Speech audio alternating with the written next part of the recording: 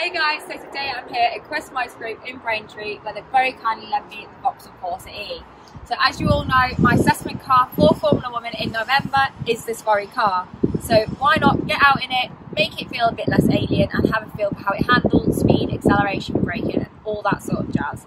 So first thing is, let's get going, but don't forget to check out Quest Motor Group, and again a huge thank you. I'll put their link below, so go check them out, but let's get going. So as we know, the Vauxhall Corsa E, it is fully electric, there's no gears and none of that jazz. So 0 to 60 time in this is about 8.1 seconds for 134 horsepower. But the weirdest thing about this electric car is you never know when it started. So I think that's on. That was actually on. There's just no noise. So let's get going and see if we can get used to a little bit of what it is. So there's 3 modes in this. You've got Eco, Normal and Sport. So of course, because we're going to be on tracking this, we're going to put it straight into Sport mode. But let's see how we get on. Now it's nice and smooth pulling away. But you got to remember there's no gears.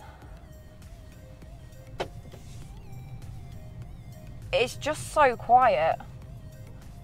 I think that's going to be the hardest point, is on track especially, and even on the roads, you tell a lot of what speed you're going and all that side of things by the noise. And because there's no noise, ooh, good brakes, it's going to be all on feel. But the acceleration for this, 0 to 30 is less than 3 seconds. So it's where the electric really shines, is that first initial jolt.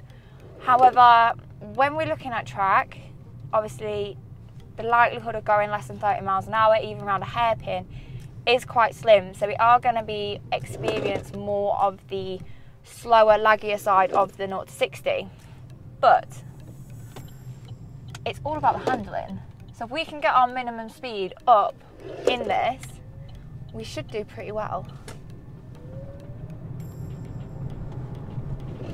But it does go.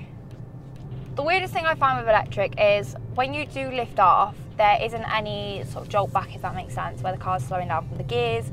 It's just kind of on or off. So it has regenerative braking, so it's conserving battery power for you, which, again, it might slow you down a little bit. I think as long as you're feathering the throttle and using good brake and throttle control, you should be fine, and it shouldn't kick in too much. It's just kind of playing it right. Now for the road, the brakes are really, really good. They're nice and firm. Like I say, it's kind of on or off. With the power, you've not got any gears helping you slow down or anything like that. So Vauxhall claim that the battery life in these is just over 200 miles on a full charge.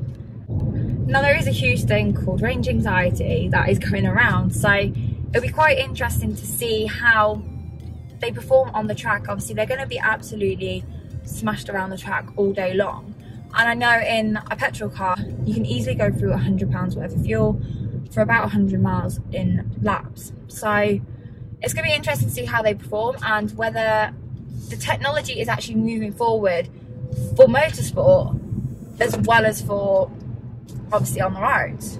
Now they do say the Corsa has a little bit of a stiffer suspension, which on the roads it might find a little bumpy, but handling wise it helps reduce a little bit of the roll.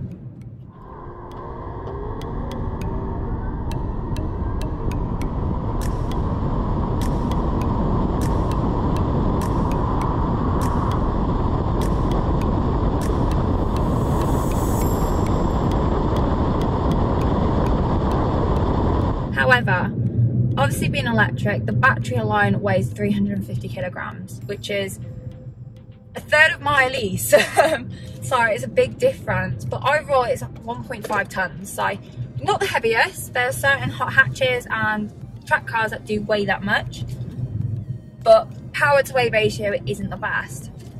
However, this assessment is all about having that level playing field, getting rid of gears, getting rid of manual paddles, everything, and giving everyone that opportunity. So really, as a drive around little town car as an electric, brilliant. for the assessment, it's spot on. And what I've always been told throughout this journey so far is you can be a good driver to drive a fast car fast, but to drive a slow car fast, you're an excellent driver. So we all want to be excellent.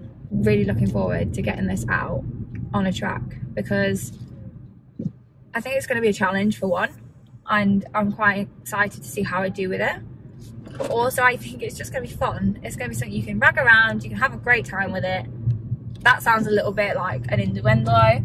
The nice thing with the electric is having a drive of it beforehand, you're getting used to it, you're getting used to how electric works, because it is very, very different to a petrol.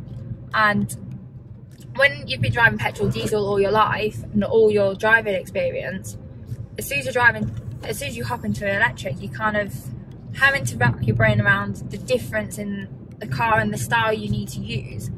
So things, obviously you can't use your gears for slowing down or for helping with acceleration. You've just got that one gear, that one acceleration mode, that one braking mode, and it's challenging, but it's quite rewarding as well actually.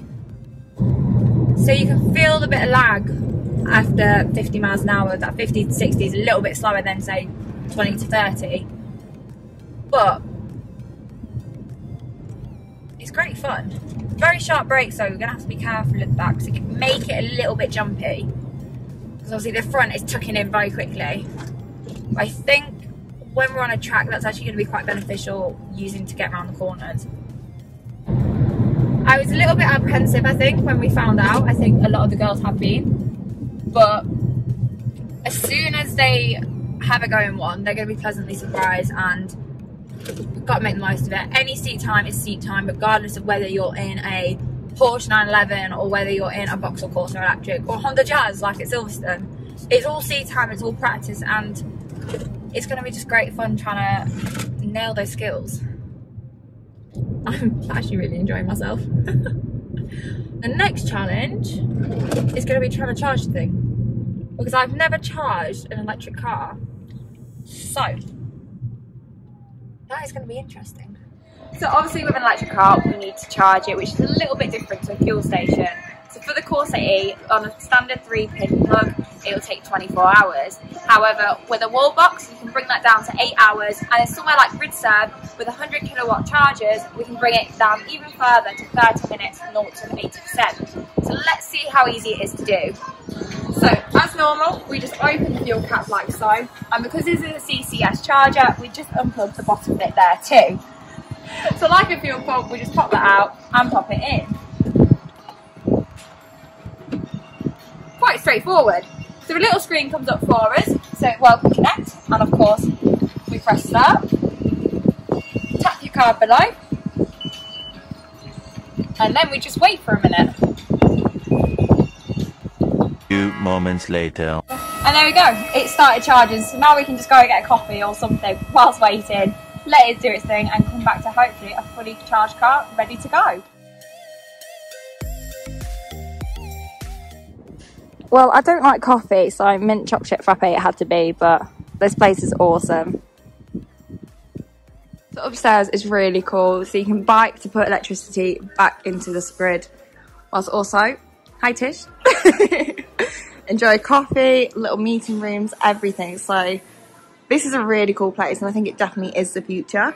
Costa sorted, let's see how it's gone. So it's quite easy to stop, you just press the stop button. Can't go wrong there, but that's it. Press OK, and that's it, all done. So just bear with me 1 second, but let's have a look how much that costs for about 10 minutes worth of charge.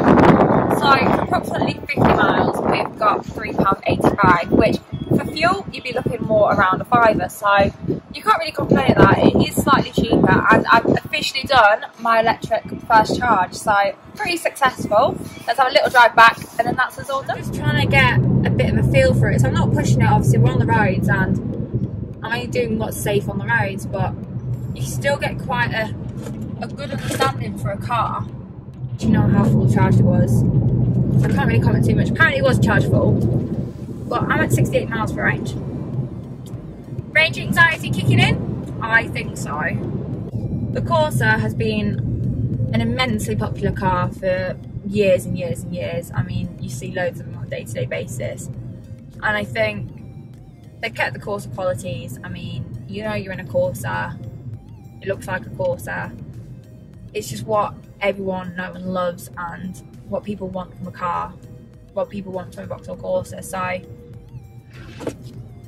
I think when everything does move to electric, Vauxhall have got it spot on. They're keeping with themselves and not making any huge dramatic changes. They've literally taken the car everyone loves, put a battery in it instead of an engine, made some tweaks here and there to adjust to that, and that's it. And I think because of that, it will do well. The one thing I found with this is I don't know how to turn traction control off, or whether it does have the option to. I mean, Tish couldn't find it either, so it's not just me being a little bit blonde, but the traction control is kicking in, so it's not letting it do anything that you kind of want it to do almost, but it is really good fun. And I mean, I've actually really enjoyed it. I'm excited to give it a bit of a blast. I hope there is a way to turn traction off, because I think you'll be able just to get it skidding a little bit, I think, if it's wet in particular. But yeah, overall, to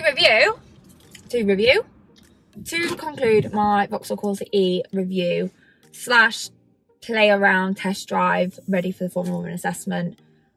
Pleasantly surprised. I'm actually quite excited to get this on track and see what it's made of, and really push it to the limits and have a bit of a play with it. I think it'll be quite fun. I feel a bit more confident going into the assessment now. I know what the car can do a little bit.